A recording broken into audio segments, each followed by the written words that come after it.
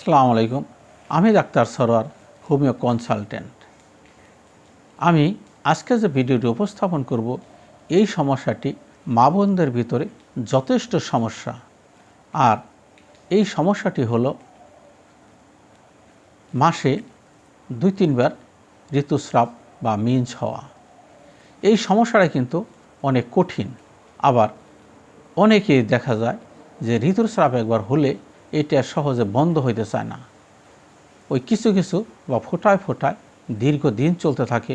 হয়তো কারো এমনও রোগী পাই 1-1.5 মাস 2 মাস এই ঋতুস্রাব চলতেছে। আবার কারো কারো দেখা যাচ্ছে যে বন্ধ হইতেছে অল্প সময়ের ভিতরেই, কিন্তু তার মাসে 2-3 বার বা 4 বার ঋতুস্রাব হইতেছে। এই ক্ষেত্রে সমস্যাটা কিন্তু মেইনলি সমস্যার কারণে হতে পারে, আবার শারীরিক বিভিন্ন সমস্যার কারণেও হতে পারে। তবে আমি যে ওষুধগুলির কথা বলে দিচ্ছি, যদি আপনার লক্ষণে মিলে এই ওষুধ খেতে পারেন তাহলে অবশ্যই ভালো রেজাল্ট পাবেন। আর যদি লক্ষণে না মিলাইতে পারেন তাহলে কিন্তু আপনারা ভালো উপকার পাবেন না। এই ক্ষেত্রে আপনাদের উচিত বিশেষজ্ঞ ডাক্তারের সাথে যোগাযোগ করা। যদি আমার সাথে যোগাযোগ করতে চান, প্রতি ভিডিওতেই আমার ফোন নাম্বার দেওয়া থাকে, ইমেল নাম্বার দেওয়া থাকে, আপনারা আমার সাথে যোগাযোগ করতে পারবেন। কারণ হোমিও ওষুধ এই ক্ষেত্রে কিন্তু অ্যালোপ্যাথিক ওষুধের তুলনায় অনেক বেশি কাজ করে। আর যদি আপনারা সেই ভালো রেজাল্ট পেতে চান তাহলে অবশ্যই আপনার যোগাযোগ করতে হবে। তবে যারা অভিজ্ঞ বিশেষজ্ঞ ডাক্তার তাদের সাথে আপনার যোগাযোগ করতে পারবেন। তাদের সাথে যোগাযোগ করলে ভালো উপকার পাবেন আপনি।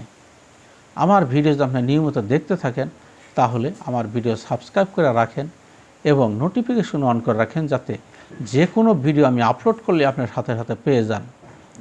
এই ক্ষেত্রে যে ওষুধগুলি সবচেয়ে ভালো কাজ করে সেই ওষুধগুলি হলো টিউবারকুলিনাম। টিউবারকুলিনাম ওষুধটি এই ক্ষেত্রে বেশ কার্যকারী। 2 নাম্বার অ্যাফ্রোসাইনাম, 3 নাম্বার চায়না।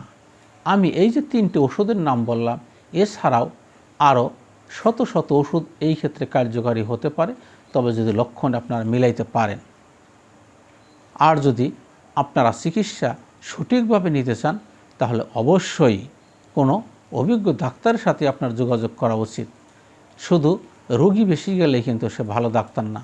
আপনাকে দেখতে হবে যে কোন ডাক্তার যোগ্যতা কতটুকু, যোগ্যতা ভিত্তিক তাকে আপনি বিবেচনা করবেন। হাতুড়ে ডাক্তারের কাছে কিন্তু রোগী বেশি যেতে পারে, তার মানে কিন্তু এই না যে সে ভালো ডাক্তার। আমি ভিডিওকে আর লম্বা করতেছি না, আজকের মতো বিদায় নিচ্ছি। আসসালামু আলাইকুম।